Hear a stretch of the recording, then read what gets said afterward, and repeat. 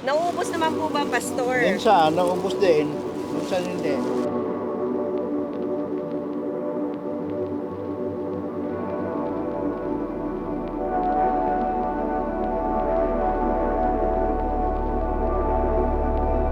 Pangpakbet, ang palaya, dahon, ayan, Mga dahon at kalabasa. Nakakita po ako ng kalabasa sa ilalim. kalabasa, marunggay.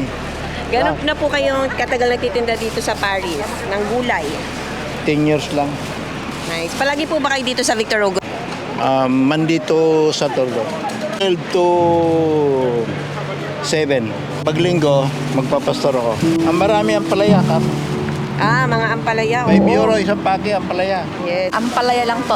Ampalaya. Ano lang, yung kamatis na may itlog, masarap yun. Ayan po, lagyan ko lang ng kanyang bagoong sa kamatis yung palaya. Lalaga ko lang. Siya fresh siya, galing farm, kaya mas better na bumili dito.